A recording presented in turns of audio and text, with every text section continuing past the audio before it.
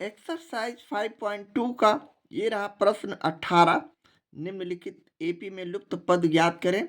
यहाँ हम लोग 1 to 9 यानी 9 प्रश्नों का सॉल्यूशन, जो कि सभी सारे प्रश्न एक ही तरह के, बीच वाला संख्या यानी T1 यहाँ दिया हुआ है पहले प्रश्न में, T2 T3 हमें गायब है, लुप्त है, तो हमें खाली जगह में भरना है। तो यहाँ हम उसी तरह ज्ञात करेंगे। यहाँ T1 जो कि A के रूप में दिया हुआ है 5, जो मालूम है पहले लिखते हैं, और दूसरा पद तीसरा पद नहीं है मालूम, जिसे हमें मालूम करना है, और चौथा पद T4 दिया हुआ है प्रश्न में, यानी 9 पूर्णांक 1/2, जिसे हम पूर्णांक तोड़ते हैं 9 दूनी 18 1 19/2।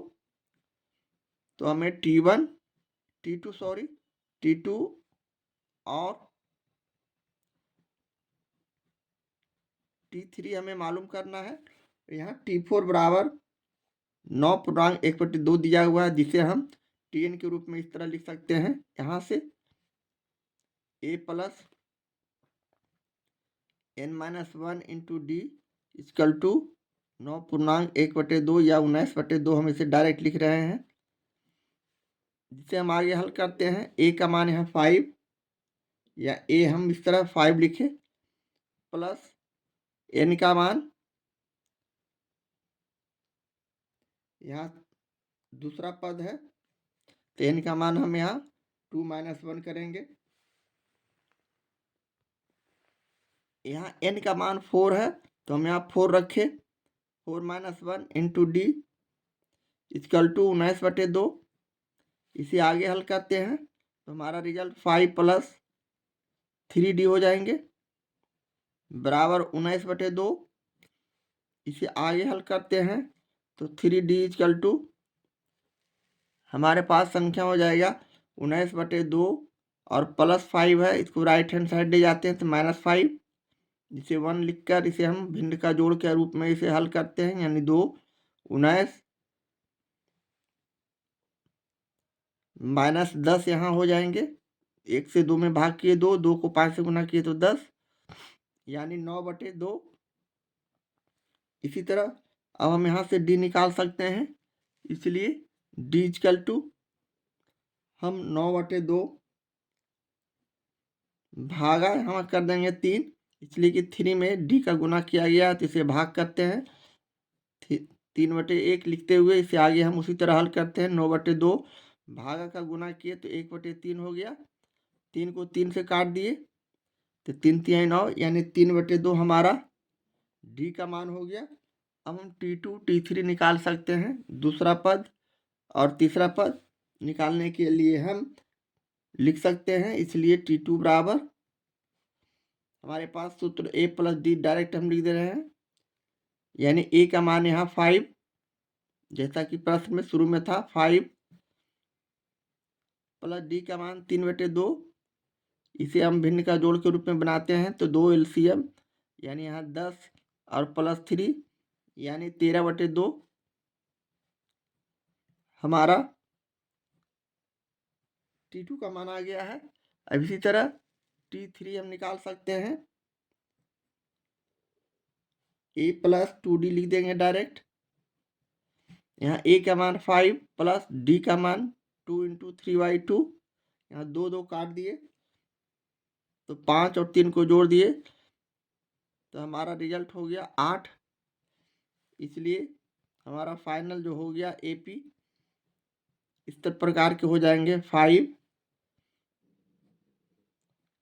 और यहाँ 13/2 T2 का मान। इसी तरह यहाँ हो जाएंगे 8 और T4 तो हमें 1/2 मालूम है ही, 1/2 यहाँ लिख देंगे और ये हमारा आंसर हो जाएगा। इस तरह हम प्रश्न 18 का पहला प्रश्न का सॉल्यूशन करते हैं।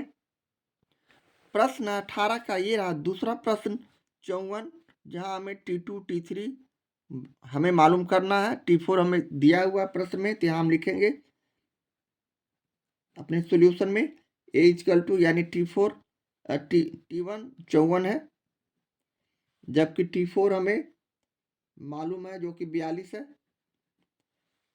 क्योंकि T4 बराबर दिया हुआ है प्रश्न में 42, जिसे हम डायरेक्ट इस तरह लिख सकते हैं a plus 3d equal to 42।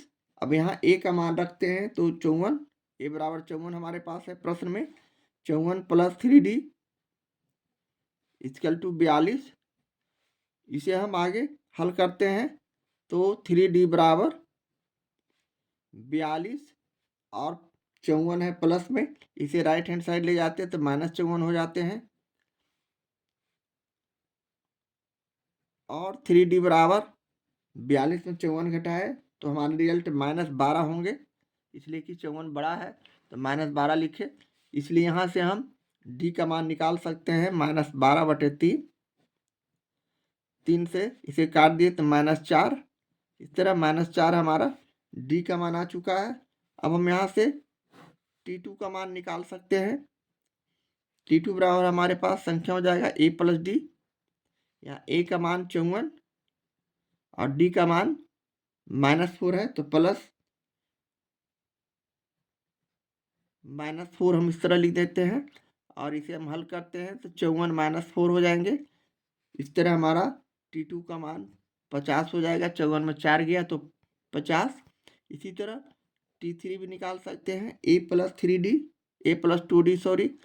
a का मान यहाँ 54 प्लस 2 इंटू d का मान यहाँ -4 रखेंगे उसी तरह और 54 और इसे गुना करेंगे 4 दूनी 8 -8 तो -8 यहाँ कर देंगे। 54 में 8 जाएगा तो हमारा संख्या 46 आएंगे। इस तरह हम AP का सीरीज इस तरह लिख सकते हैं 54 और यहाँ खाली जगह में हम क्या भरेंगे तो 50 भरेंगे। पुनः खाली जगह जो कि T3 है 46 भरेंगे और अगले स्टेप में हमें 42 प्रश्न में दिया हुआ है, इसे इस तरह लिख देंगे और ये हमारा आंसर हो जाएगा। इस तरह हम प्रश्न 2 का सॉल्यूशन करते हैं। प्रश्न 18 का ये रहा तीसरा प्रश्न। -4 T2 T3 T4 T5 हमें खाली जगह भरना है, जबकि T6 दिया हुआ है तो हम यहाँ लिखेंगे तो उसी तरह a इक्वल टू -4 और T6 इक्वल टू 6 प्रश्न से हमें दिया हुआ है मालूम है। अब हम यहाँ से अपने सॉल्यूशन को आगे बढ़ाते हैं, यानी a प्लस इसे हम 5d डायरेक्ट लिखते हैं बराबर 6 और a का मान यहाँ हम -4 रखेंगे 5d बराबर 6। इसे और आगे ले चलेंगे तो हमारा रिजल्ट हो जाएगा 5d इक्वल टू -4 को हम राइट हैंड साइड ले जाते हैं तो +4 हो जाते हैं तो 6 + 4। इसलिए यहाँ से हम d का मान निकाल सकते हैं 10/5 हमारा ये d का मान हो जाएगा और इसे काट देंगे तो 5 दूनी 10 यानी 2। इस तरह d का मान 2 आ चुका है। अब हम यहाँ से अगले स्टेप में बारी बारी से T2 T3 T4 T5 निकालेंगे। तो हम यहाँ से T2 निकालते हैं तो T2 बराबर हमारा हो जाएगा a प्लस d। यहाँ a का मान 5 a का मान -4 सॉरी और प्लस d का मान 2।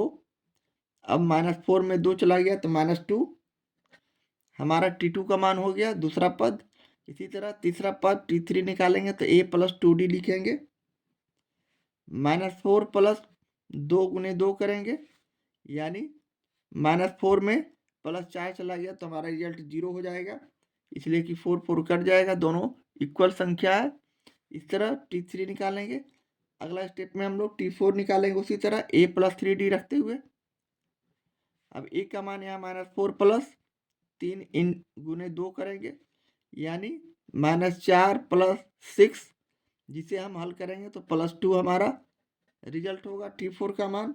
इसी तरह T5 का भी हम संख्या निकाल सकते हैं a प्लस 4d करते हुए।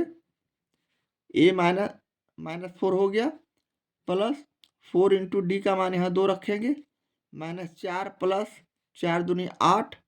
अब इसे हल करते हैं तो हमारे पास रिजल्ट +4 आएंगे। इस तरह हम अपने AP के सीरीज को लिख सकते हैं। इसलिए हम यहाँ लिखेंगे लास्ट में अंतिम में AP बराबर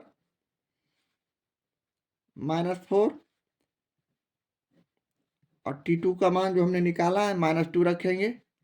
इसी तरह T3 का मान हम भी रखेंगे यहाँ 0 और अगले स्टेप में 2 और पुनः 4। इस तरह हम लुप्त पद को लिख सकते हैं और यही हमारा आंसर हो जाएगा। इस तरह हम प्रश्न 18 के तीसरे प्रश्न का सॉल्यूशन करते हैं। प्रश्न 18 का ये रहा चौथा प्रश्न। यहाँ हम लोग को T2 और T4 मालूम है, जबकि A और D दोनों गायब है। तो यहाँ हम पहला पद ज्ञात करने के लिए A का मान ज्ञात करेंगे, तभी जाकर हमारा T3 तीसरा पद हम ज्ञात कर पाएंगे। तो चले यहाँ हमें दिया हुआ प्रश्न में चूंकि T2 बराबर 13 और T4 बराबर 3 दिया हुआ, चौथा पद पहला पद गायब है, तीसरा पद गायब है, दूसरा पद और चौथा पद दिया हुआ है, तो हम यहाँ लिख दिए। इसी तरह अब इसे हम सूत्र पर लाते हैं, यानी A प्लस D बराबर 13 रख सकते हैं इसका मान। इसे समीकरण 1 मान रखे। इसी तरह इसका भी हम A प्लस 3D बराबर 3 लिखेंगे और यह समीकरण 2 मानेंगे इसे। अब हम समीकरण फर्स्ट और सेकेंड से A और D का मान निकाल सकते हैं।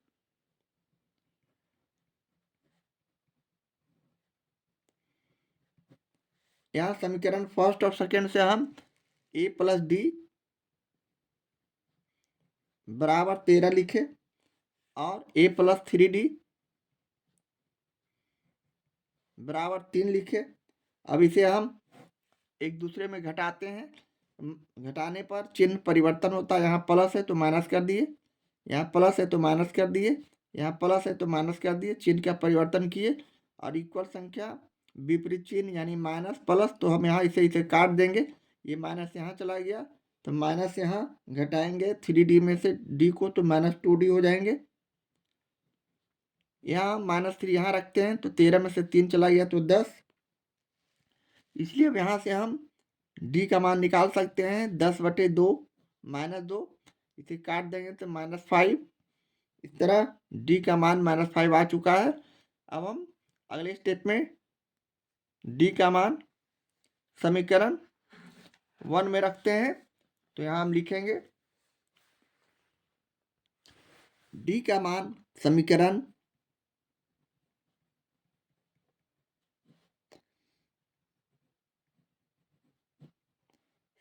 फर्स्ट में रखने पर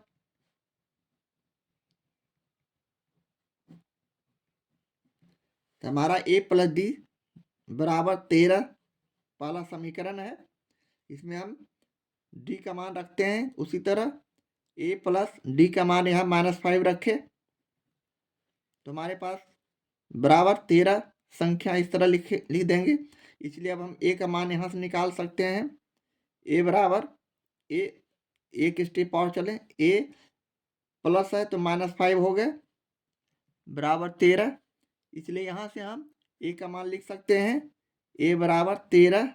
अब -5 को हम राइट हैंड साइड ले जाएंगे, +5 यानी 13 और 5 को जोड़ दिए तो हमारा संख्या 18 हो गया। अब हम यहाँ से T3 को निकाल सकते हैं। तो हम T3 निकालने के लिए सूत्र का उसी तरह प्रयोग करते हैं A प्लस 2D। यहाँ A का मान पहले ही हम निकाल चुके हैं जो कि है A का मान हम यहाँ 18 रखेंगे प्लस 2 इंटू D का मान -5 रखेंगे, जैसा कि हमने A और D दोनों का मान निकाल लिए हैं यहाँ प्रश्न से। तो यहाँ हम हल करेंगे 18 5 दूनी 10 यानी -10 हो जाएंगे। तो हमारा रिजल्ट यहाँ कितना हो जाएगा, 18 में से 10 या तो 8। अब हम AP सीरीज लिख सकते हैं, इसलिए AP बराबर A का मान 18 है जो कि T1 हो जाएगा। T2 का मान यहाँ 13 प्रश्न में पहले से ही उपलब्ध है।